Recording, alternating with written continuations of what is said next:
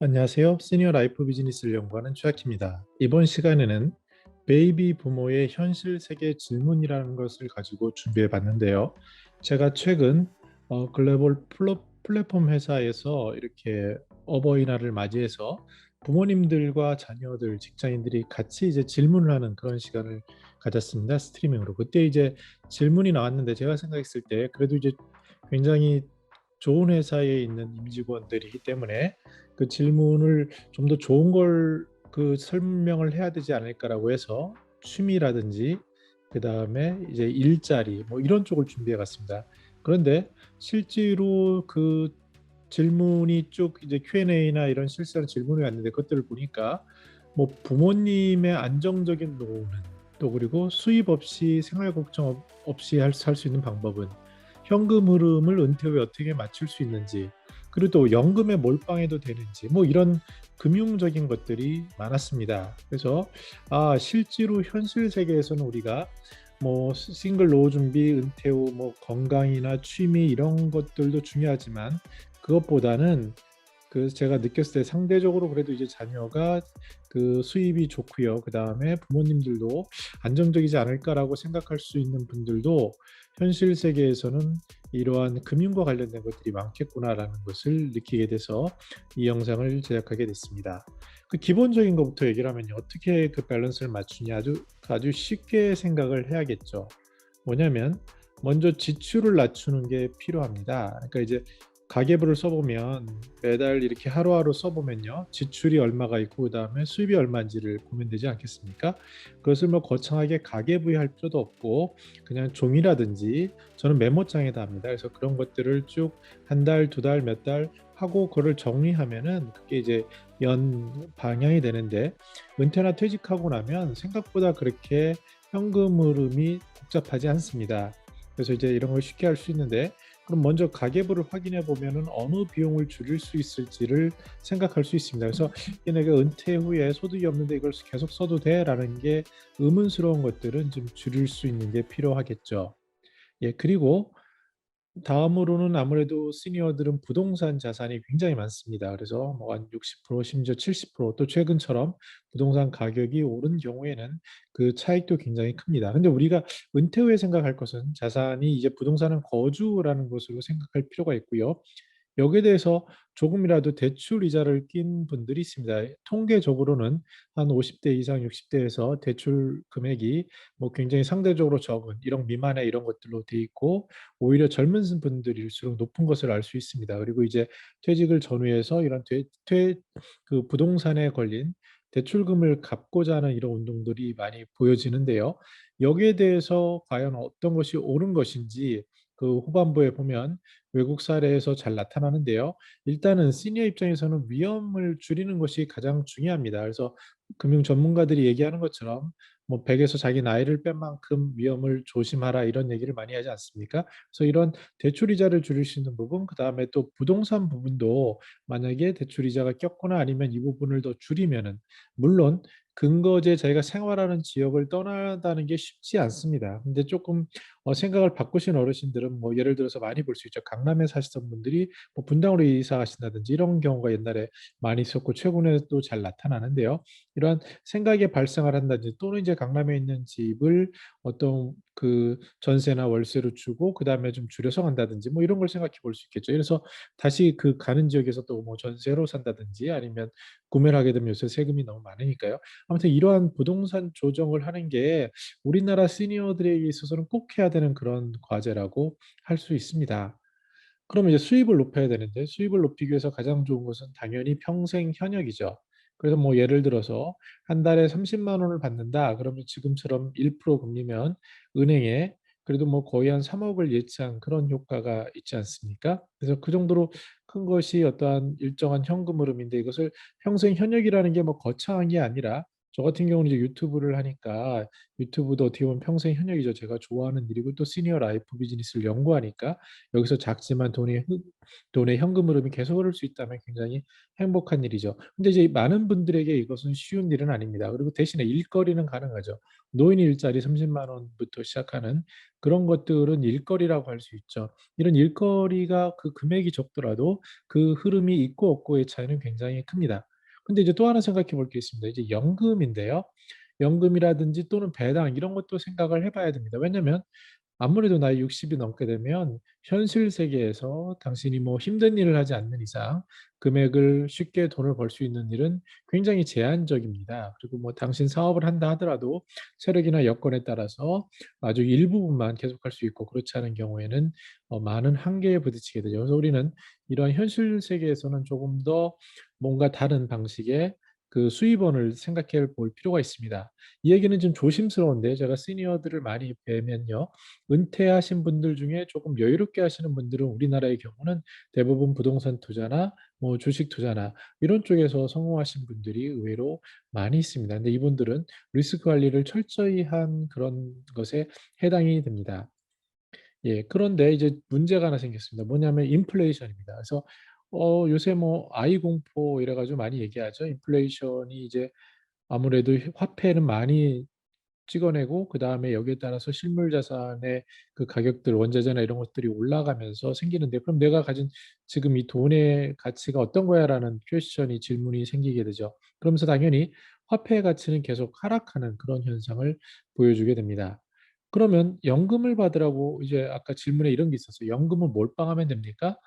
저도 이제 금융권에 잠깐 있었고 전문가는 아닙니다. 그러나 제가 이쪽에서 그래도 귀동냥을 하고 금융권 출신의 이쪽에 대한 그 시니어 관련된 저서도 있고 그런데 그래서 귀동냥을 하고 저는 공부를 지금도 많이 하고 중요한 것은 제가 20년, 30년 넘게 저는 모든 것을 실행을 하고 있습니다. 그래서 나름 금융권에서 나오는 것들은 아주 안전한 것부터 큰 것까지 다 많이 테스트를 해보고 제가 직접 그 위험을 안고 해본 그런 경험이 있어서 그것을 바탕으로 말씀을 드리면 이런 연금에 몰빵하라 그랬는데 이 연금이라는 구조를 보시면 채권이나 이런 안전한 자산에서 나오는 수익입니다. 근데 만약에 이것이 물론 물가 연동체라는 걸 빼고요. 그것을 빼고 일반적으로 물가 연동이 안 되는 경우에 그런 경우에 이런 연금을 계속 쌓아놨을 때 과연 안전한가? 외국 사례는 어떤가? 이런 것들을 좀 살펴볼 필요가 있습니다. 영화 두 가지가 있는데 아마 보신 분들은 있을 거예요. 아마 이 영화를 어떤 관점에서 보느냐에 따라 굉장히 다른데 저는 이것을 시니어의 연금 관점에서 봤습니다.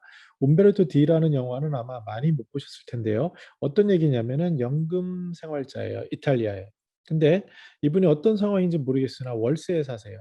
그래서 그 월세를 사는데 갑자기 그 말씀드린 것처럼 현금 가치가 떨어지니까 연금에서 주는 이자 기반의 그 수입이 월세의 증가폭을 그 감당하지 못하는 수준이 된 거예요. 그래서 어느 날 길거리에 나서게 됐습니다. 그러면서 이제 키우던 강아지와 같이 저렇게 보시면 기차가 있죠. 기차에 뛰어들어서 이렇게 하겠다라는 열린 결말을 가지고 있는 그러한 영화입니다. 그래서 아, 이게 연금이 위험할 수도 있구나. 고정금리로 돼 있고 이게 화폐 가치를 반영하지 못하면 그리고 월세나 이런 상황에서 그 실질 금리가 올라가서 그렇게 되면 어떻게 될 그 실질적으로 그 받는 건 적고 나가는 건 많아지면은 아 나중에 소득은 없는데 이런 문제가 생길 수 있습니다. 그래서 초반에는 이렇게 다니면서 뭐 무료 급식이나 이런 것들을 하게 됩니다. 그래서 그렇게 버틸 수 있지만 지속 가능한 건 아닌 거죠.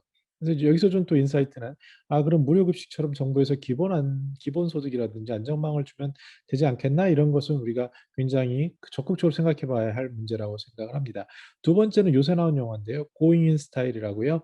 그 시니어 세 분이 미국 은행을 터는 겁니다. 근데 이분들도 연금 생활자예요. 좀 다른 상황이지만 미국 이제 연금이 이제 기업 연금, 퇴직연금 이런 것에 IRA 연동돼서 그런 것 같은데요.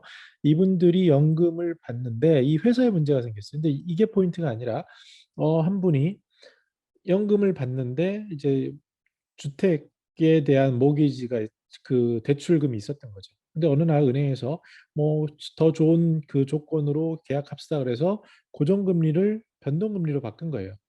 그러다 보니까 화폐 가치가 떨어지니까 이자가 올라가게 금리가 올라가게 됐습니다. 그러다 보니까 그 연금이 잠깐 지급이 안 되고요. 그러다 보니 이제 집이 차압에 걸리고 그러면서 풀 수 있는 방법은 은행을 터는 거구나라고 얘기를 합니다.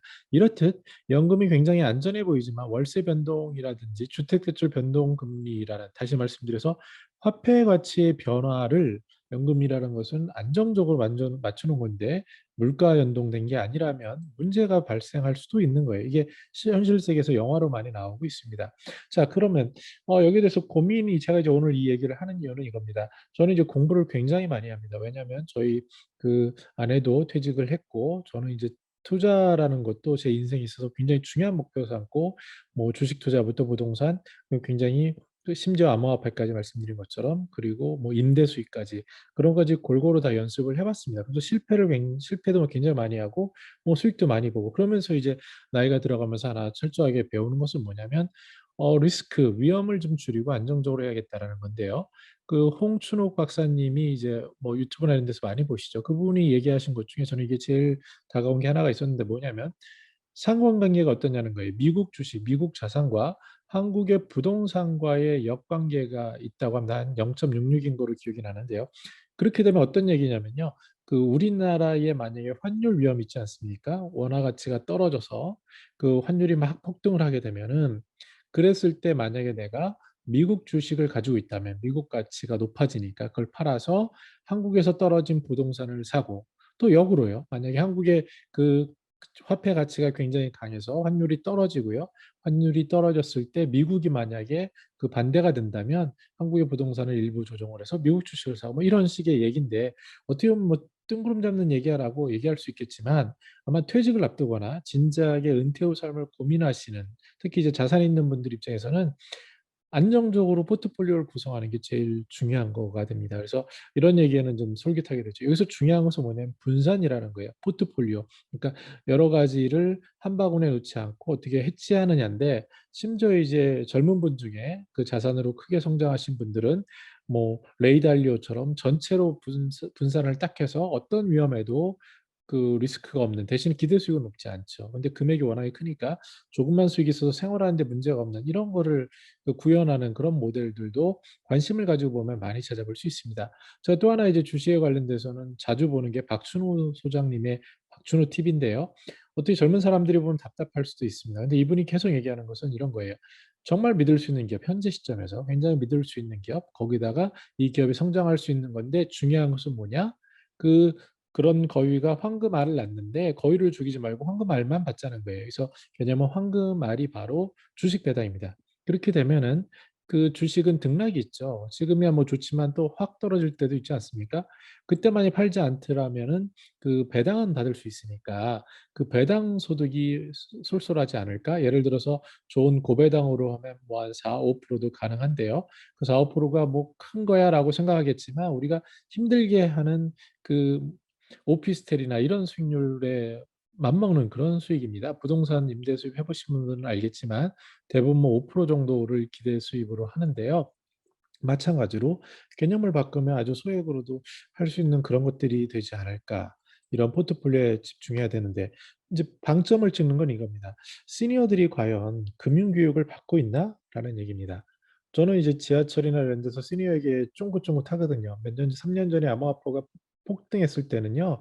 그때 뭐 거리에서도 시니어들이 뭐 잡코인한다 이런 얘기하고 있고, 현재도 그렇습니다. 왜냐하면 부동산은 금돈이 많이 들어가고 주식도 좀 그렇고, 근데 이제 코인은 소액 가지고도 할 수 있고 또 굉장히 변동성이 크니까, 뭐 우리가 생각하는 비교적 안정적인 비트코인이나 이더리움 말고 나머지 듣보잡인 그런 것들을 투자하고 행운을 기대하는데, 이것은 마치 그 어떻게 보면 심하게 얘기하면은 도박장에 가서 도박하는 것과 무슨 차이가 있겠습니까? 그 잘 모르고, 주식도 마찬가지죠.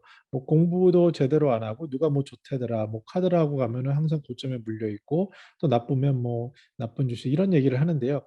중요한 것은 뭐냐면 금융에 대한 교육이 필요한 겁니다. 제가 퇴직을 쭉 하신 분들을 지켜보니까 퇴직 준비를 어떻게 하는가는 여러 가지 있죠. 제일 좋은 건 평생 현역이고요. 그게 베스트고요. 근데 평생 연역도 본인이 원한다고 되는 것은 아니지 않겠습니까?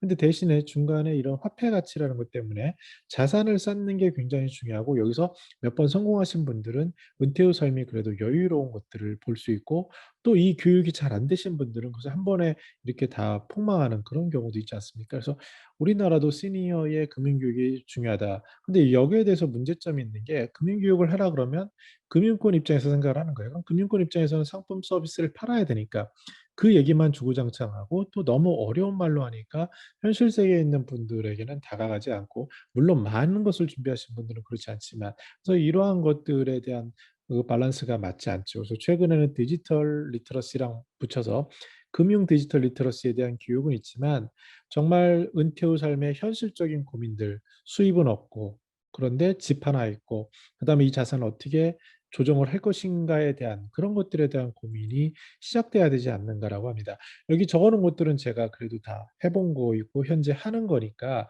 좀 자신 있게 말씀을 드리는데요.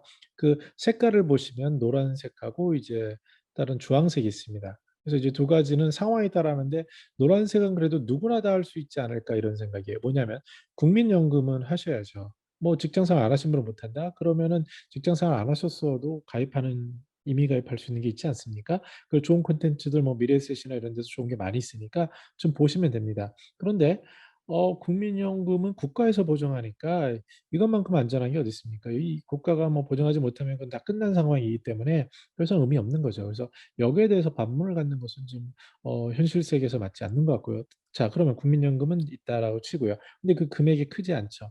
옛날 분들은 기껏해야 뭐 50만 원 미만이고, 최근에 좀 잘 하신 분들도 뭐 100만 원 좀 넘고, 현재 가장 많이 받는 분도 뭐 열 손가락을 꼽는 분들이 200만 원 정도 되는데, 앞으로는 좀 다른 거죠. 맞벌이 부부인 사람들은 200만 원까지 되지만, 그래도 어찌됐건 국민연금은 꼭 하라고 그러고, 이제 강창희 소장님이나 이런 분들이 계속 강조하시는 게 국민연금, 퇴직연금, 개인연금, 그리고 주택연금 이런 걸 말씀하시는데요. 금융인으로서 할 수 있는 그 정말 진솔한 답인 것 같아요. 퇴직연금 같은 경우에 저는 이직을 많이 했기 때문에 여러 번 퇴직금을 받았는데, 뭐 그때마다 더 다른 데 쓸 때 있지 않습니까? 여행도 가야 되고, 또 뭐 내가 생각하기에 맡기는 것보다 내가 투자하는 게 나을 거야 하고. 그래서 현실 세계에서는 실은 정년으로 퇴직하신 분들이 가지고 목돈을 가지고 챙기는 경우밖에 별로 없는데, 이때도 다른 여러 가지 유혹들, 그리고 이제 수익이나 이걸 생각해서 현실 세계에선 좀 들기 좀 어려운 그런 것들이지 않겠습니까? 저도 이제 금융회사에 있다 보니까 그때는 우리가 펀드도 많이 팔고, 제가 그런 걸 또 은행에서 강의하고 이러니까 저도 이제 그런 걸 들었어요. 그래서 뭐 에그리펀처, 그 에그리컬처, 그러니까 농산물이라든지 이런 것들을 하고 했는데, 그 나중에 몇 년 지나서 보니까 이제 수수료 부분이 너무 큰 거예요. 저야 이제 금융권이었으니까 뭐 어쩔 수 없이 했다 했지만, 나중에 생각하면 이게 누굴 위한 거지라는 퀘션이 들죠. 근데 중요한 거, 이걸 만약에 중간에 해지하지 않고 중도 인출하지 않으면은 괜찮았을 텐데, 사람이 살면서 그게 됩니까? 사업하면서 좀 필요할 때 쓰게 되고 뭐 그런 식으로 되게 돼서 그 유야무야 됩니다. 그래서 그런 면에서는 국민연금처럼 탄탄하게 있는 게 중요하죠. 또 개인연금도 저도 많이 들었었습니다. 근데 뭐 한 달에 뭐 100만 원씩 내는 것도 했었는데, 이것도 마찬가지로 사업 몇 번 하고 뭐 이러다 보니 그게 쉽지 않더라고요. 근데 만약에 그냥 쉽지 않았으면 했으면 어땠을까? 했으면은 그래도 매달 뭐 최소 100만 원 이상 나오면 그것도 큰 돈이거든요. 그래서 이제 그런 것에 아쉬움은 있지만, 많은 사람의 경우에 저것까지는 좀 어렵지 않을까라는 생각이 듭니다. 근데 노란색은 할 수 있는 거죠. 그 다음에 주택연금은 조금 우리가 진지하게 생각해야 합니다. 뭐 여러 가지 문제점이 있죠. 근데 생각한 여지를 많습니다. 그런데 이제 큰 개념은 이거예요. 자녀들에게 뭘 남기겠다라는 게 지금 과욕일 수 있는 거죠. 그 예전하고 완전히 다르지 않습니까? 예전에 시니어는 한 60, 70에 돌아가시고 자녀들도 많았어요. 그래서 자녀들이 조금씩 부조할 수도 있고 살 날이 며칠 안 됐어요. 근데 지금은 100세까지 누구나 생각할 수 있지 않습니까?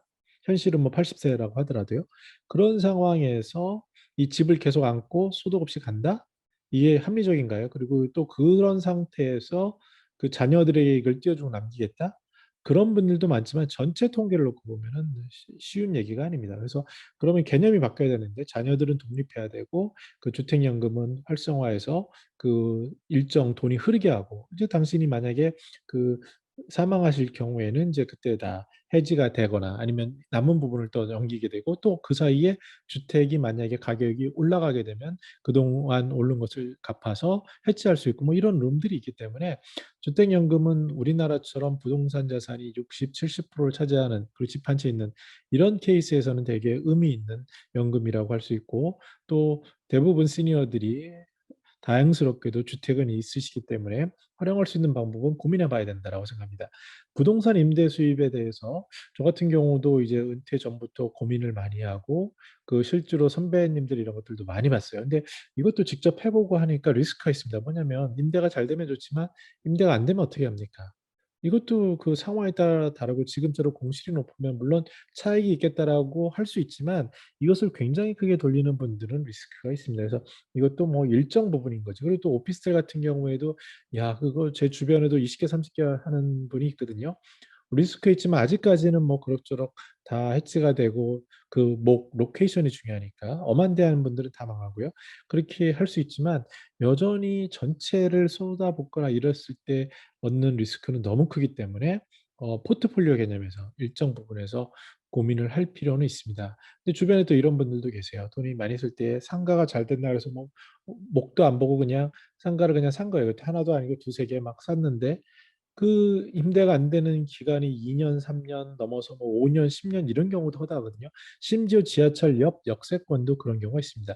지하철도요, 마찬가지로 내리자마자 그 동선에 닿는 곳은 되지만 거기서 조금만 벗어나면은 5년, 10년 임대가 안 되는 경우가 허다합니다. 특히 지금 같은 이러한 어려운 시기에는 더더욱하죠. 그래서 그랬을 때 어떤 문제가 생기냐? 자기의 돈이 아니라 부동산은 대부분 레버리지가 들어가거든요. 임대 수입할 상가도 이렇고요. 그랬을 때 그럼 그 이자를 감당할 수 없어서 다시 곤란해지는 그래서 또 솔솔한 자산을 팔아야 되는 뭐 이런 그 악순환도 생길 수 있고 지금처럼 자산 거품이 심할 때는 그 위험도 굉장히 높다라고 할 수 있습니다.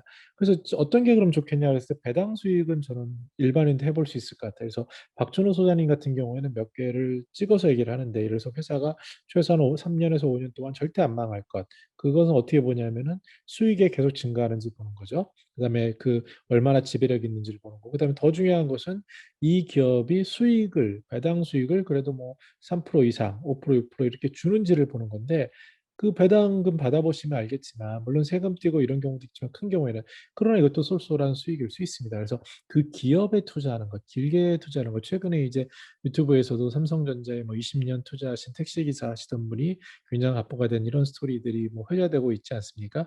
근데 주변에 제가 아는 어르신도 그랬어요. 제 친구 부모님이셨는데 그때 이제 우리나라 조선업이 굉장히 화랑할 때 매달 20만 원씩 어려운 일 하시면서 그걸 모으신 거예요. 그렇게 한 20년 하고 나니까 그 자산이 뭐 20억 정도까지 되더라고요. 그래서 뭐 그런 사례들은 주변에 많이 있습니다. 중요한 것은 어떤 철학을 가지고 그때 뭘 노릴 거냐. 근데 지금은 우리나라가 많이 좋아진 게 배당을 주는 거예요. 그리고 이제 미국 쪽으로 돌려보면은 미국에서 거의 망하기 힘든 회사들 그리고 그 회사들이 배당을 엄청나게 줄 수 있고 그걸 매달 받게 할 수 있는 구조도 가능합니다. 그래서 그런 것들을 조금 관심 있으면 한번 보실 필요가 있고요. 그것도 일정 부분에서 하셔야 되고 주식 투자는 이제 뭐 경험이 많으시니까 본인이 판단하셔야 되는데 저 같은 경우는 삶에 있어서 굉장히 중요한 쪽으로 생각을 합니다.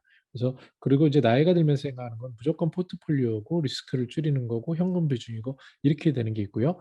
해외 투자인 경우도 우리나라가 그 어떠한 환율 기축 통화가 아니기 때문에 당연히 가져가야 되는데 특히 이제 지금 세상에서는 미국이라는 그런 쪽과 포트폴리오 차원에서 아까 말씀드린 홍춘호 박사님의 조언처럼 그러한 자산 구조의 그런 구조가 중요하지 않을까 이렇게 생각을 합니다. 그다음에 이제 중요한 건 일거리와 평생 현역이고요. 이것이 있다면 너무나도 행복하겠죠. 그리고 이제 누구나 할 수 있는 건 심플 라이프입니다. 그 이게 심플 라이프가 어려워 보이지만 내려놓으면 돼요. 그래서 제가 아시는 지인은 벌써 몇십 년 전에 그냥 산골짜기로 가셨어요. 그러면 지방에 가면은 그 폐가가 한 30% 되거든요, 이미. 그런 데 산다고 살 수 있습니다. 조금 꾸미고 다시 하고 특히 요새는 또 조립형 그 조립주택도 있고요. 여러 가지 형태가 있습니다. 본인의 의사가 중요하고 거기서 생활하는데 불편함은 있지만 더 행복한 삶을 사시는 분들을 많이 봤고 그런 선각자들을 볼 수 있었습니다. 그러면서 동시에 건강 자산도 지킬 수 있어요. 물론 도심에서 벗어나는 그러한 관계 자산이나 그런 취미나 뭐 극장이었거나 이런 것들은 감내해야 할 부분이지만 내가 어떻게 생각하느냐에 따라서 어떻게 심플 라이프를 할 것이냐에 따라서 그 지출을 최소화하면서 그 가지고 있는 자산으로 살아갈 수 있는 건강하게 살아갈 수 있는 방법은 많습니다. 외국의 경우에 이런 판단도 가능해요. 한국에 있어도 어차피 한 달에 300만 원을 쓸 거다라고 하고 그 돈이 있다고 하는 분들은 그럼 한국에서 300만 원 쓴 거랑 외국에서 300만 원 쓴 거랑 똑같으니까 그 돈을 가지고 외국에서 300만 원을 가지고 살 수 있는 구조를 만들고 여행을 다니는 그런 모델도 만들 수 있습니다. 그래서 조금 간소하고 조금 더 건강한 자산을 만들 수 있는 물론 여유 있는 분들 얘기고요. 그렇지 않은 경우는 아까 말씀드린 것처럼 좀 내려놓고 그렇게 살 수 있는 방법도 있지 않나 생각을 해봅니다. 그런데 옆에서 카더라가 너무 많죠. 뭐 최근에 젊은 사람들은 코인 투자 잘해서 뭐 퇴사하는 경우도 있고요. 또 IPO 잘해가지고 한 번에 20억이 들어와서 퇴사하신다는 분들도 있고. 그것도 뭐 부동산 요번에 폭등 어마어마하지 않습니까? 그러면 상대적으로 벼락거지라는 느낌을 받지만 시니어 삶에서는 그거는 중요하지 않은 것 같아요. 왜냐면 긴 호흡에서 보면 업앤다운이 있는 거고 중요한 건 자기 자신의 문제고 자기가 얼마나 심플 라이프에 건강한 자산을 가지고 평생 현역으로 살아가느냐 그리고 그동안 얼마나 노력한 것을 그 위험을 방어하면서 사느냐 이런 것들이라고 생각을 합니다. 그런 면에서 그 박준호 소장님도 그런 얘기 하시는데 심심하면 5에서 10% 정도는 뭐 없어도 되는 거라고 생각이 든다면 해봐라라고 얘기를 합니다. 저 같은 경우에는 그래서 저는 워낙에 이제 공격적인 투자를 좋아하는 성향이 있어서 그 굉장히 시도를 많이 하는데 그 중에서도 이왕이면 안정적이고 이왕이면 내가 공부를 굉장히 많이 한 것들로 집중을 하는데요. 이러한 것들에 대한 결과는 모릅니다. 물론 그 수익이 업앤다운이 굉장히 심하죠. 그렇지만 제가 생각하는 것은 여기에 대한 내 철학이 있고 이 중에 이걸 다 몰빵한 게 아니라 내가 감당할 수 있는 수준에서 그런 포트폴리오를 만들고 활동하고 있다. 이런 것들로 위안을 삼고 있습니다. 그래서 물론 저도 이제 계속 실행하는 과정이기 때문에 이게 맞다, 잘 됐다, 또 그리고 제가 전문가다 이런 얘기를 하는 건 아닙니다. 그렇지만 많은 제가 말씀드리는 것은 많은 시니어의 경우에 너무나 우리가 이 미래에 대해서 특히 금융에 대해서 인플레이션의 화폐 가치라든지 이런 앞으로 연금에 무조건 안전한가 아니면 또 새로운 이런 투자의 방법이라든지 이런 것들에 대해서 너무 공부가 안 돼 있지 않나. 특히 이제 삶에 있어서 시니어들의 경우를 보면 조금 안정적으로 여가도 즐기고 하시는 분들을 보면 젊은 시절 열심히 일하고 그래 가지고 투자를 잘하고 그걸 안정적으로 하시는 지속 가능한 구조를 만드시는 분들이 그런 모습을 볼 수 있는데 그분들의 공통점은 자기의 특기가 하나 있는 겁니다. 뭐 부동산이면 부동산, 경매면 경매 뭐 여러 가지의 그런 것들에 대해서 굉장히 공부를 했는데 저는 그런 관점보다는 시니어 라이프에 있어서 포트폴리오 관점에서 기본적인 것들을 알고 또 내가 투자하는 것들이 어떤 것인지 그리고 세상이 어떻게 돌아가는지 특히 지금처럼 급변하는 이런 환경 속에서 어떤 일들이 벌어질지 이런 것들에 대한 생각을 좀 정리하고 학습하는 게 어떨까. 특히 지금은 뭐 조금만 유튜브 검색해 보시면 정말 기라성 같은 전문가들이 많이 있습니다. 그래서 그런 분들의 얘기를 들어보고 어, 본인이 더블 체크를 하고 이런 식의 연습과 준비가 필요해 보이지 않나 그렇게 생각을 해봤습니다. 네, 저는 더 나은 시니어 삶 공동체를 연구합니다. 감사합니다.